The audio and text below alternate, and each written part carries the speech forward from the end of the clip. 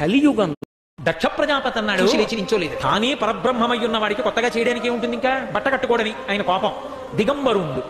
దిగంబరుండు అంటే దిక్కులు ఆయనకి అంబరమై ఉన్నాయి. ఆయన అంతటా నిండి ఉన్న పరమశివుడు ఎవరిని పొందాలి? ఎవరిని పొందక్కర్లేదు. అందుకని ఆయన బట్ట కట్టుకోడు. దిగంబరతత్వానికి కారణం అది.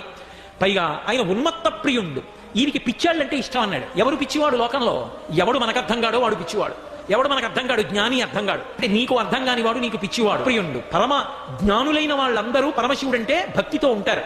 కాబట్టి ఉన్మత్త ప్రియుండు, భూతిభూషణుండు. ఎప్పుడు భస్మ రాసుకుని ఉంటాడు. ఎందుకు భస్మ రాసుకోవడం అంటే మళ్ళీ పునః సృష్టి చేయడానికి మహాప్రళయంలో ఇదంతటినీ కూడా విభూతిగా మార్చి ఈ భస్మని ఒంటికి రాసుకుని ఆ కణముల యందు సృష్టి శక్తిని అంతటినీ ఉంచుకుంటాడు. మళ్ళీ ఆయా కర్మలను బట్టి పునఃసృష్టికి అనుమతిస్తాడు. కాబట్టి భూతిభూషణుండు, అస్థిభూషణుండు. పుర్రెల మాల మెడలో వేసుకుంటాడు. ఆయనకి సరదా పుట్టి కాదు. మొట్టమొదట బ్రహ్మగారిని సృష్టించి లోకాలని సృష్టి చెయ్యి అన్నాడు. అటువంటి బ్రహ్మగారు కూడా ఒకప్పుడు శరీరం వదిలేస్తాడు. ఆయన పుర్రె కూడా శ్మశానంలో పడిపోతే బాగుండదని అది తీసి తలపకి గుచ్చి మెడలో వేసుకున్నాడు. అటువంటి పుర్రెల మాల పెద్ద మాల అయిపోయింది. పరీత భూచరుండు, శ్మశానంలో ఉంటాడు అని చెప్పి విమర్శ చేశాడు. ఆయనే సరదా కొద్దీ శ్మశానంలో. అంటే ఎవరు నిరంతర శివోపాసన చేస్తూ శివమంత్ర జపం చేస్తూ ఉంటారో వారి శరీరం శాంభవ తేజస్సుతో ప్రకాశిస్తుంది. ఆ శాంభవ దీక్షతో ప్రకాశించే శరీరం బాధించడానికి వచ్చే శత్రువులకి జ్వలిస్తున్న అగ్నిజ్వాల్లా కనబడుతుంది. శివభక్తులు కనబడగానే దేవతలందరూ చూసి ఏం చేస్తారంటే అతడు శాంభవ తేజస్సు చూసి నమస్కారం చేస్తారట. అందులో దేవతల్లో ఒకడు యముడు దక్షిణ వైపు ఉంటాడు. వాడు మాత్రం ఒక నమస్కారం చేసి గుండెలో పట్టుకుంటాడు. కష్టం అంటే కొట్టిన దెబ్బ గుర్తొస్తుంది దానికి. ఇక్కడ ఒక్కసారి శివ నీ వాడని అంటే వాడు ఇంకా యముడు వాడు కాదు. ఇది తెలుసుకోవాల్సింది. త్వమస్మాకం, నేను నీవాడిని నువ్వు నావాడివి. ఇది ఒకటే మంత్రం అండి. మన శివుడి వాళ్ళం, శివుడు మనవాడు. అది అన్నాక ఇంకా లోకంతో భయమే ఉందండి. ఇక్కడ అన్నిటికంటే గొప్ప తెలివి ఏంటంటే ఈశ్వరుణ్ణి ఆశ్రయించాలన్న బుద్ధి ఒక్కటుంటే సర్వశాస్త్ర సారములు తెలిసినట్లే. కనుక మన పిల్లలకి భగవంతుడిని ఆశ్రయించే లక్షణం ఉందా లేదా అని తెలిస్తే తల్లిదండ్రులు ఆగి బతికి వచ్చండి. ఇంకా వాడి బతుకు పరమేశ్వరుడు చూసుకుంటాడు. అంటే అహంకార పడొద్దు సుమా. అహంకారం అనేక రకాలుగా వస్తుంది. నాకు డబ్బు ఉంది అని కొంతమందికి అహంకారం, నాకు విద్య ఉంది అని కొంతమంది అహంకారం, నాకు అధికారం ఉంది అని కొంతమందికి అహంకారం, నాకు శక్తి ఉంది అని కొంతమందికి అహంకారం.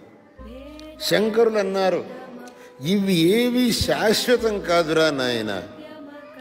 డబ్బును చూసుకొని, అధికారం చూసుకొని, బలం చూసుకొని, నీ పాండిత్యం చూసుకొని నువ్వు అహంకారపడుతున్నావు. ఇవి ఏవి శాశ్వతములు కావు. వీటిని చూసుకొని నువ్వు అహంకారపడ్డావు అనంటే అది చాలా పెద్ద పొరపాటు. మా కురు ధనజన యౌవన గర్వం హరతి నిమేషాత్ కాల సర్వం. ఇవన్నీ నిమిషంలో హరించుకుపోతాయిరా నాయన. వీటిని చూసుకొని ఎందుకు అహంకారపడతావు? ఆ అహంకారం వచ్చింది అనంటే అప్పుడు మన వల్ల తప్పు పనులు జరుగుతాయి. ఈ అహంకారం ఉన్నవాడు తప్పులు చేస్తాడు. వాడు ఏమనుకుంటాడు అంటే నన్ను ఎవడేం చేస్తాడు, నా ఇష్టం, నేను ఏమన్నా చేస్తాను, నా దగ్గర డబ్బు ఉంది, నా చేతిలో అహంకారం ఉంది, నేను ఏమన్నా చేస్తాను, నన్ను అడిగేవాడు ఎవ్వడు లేడు. కానీ వాళ్ళందరికీ ఒక విషయం మటుకు మనం చెప్పాలి. నిన్ను ఇక్కడ అడిగేవాళ్ళు ఎవ్వడు లేకపోవచ్చు.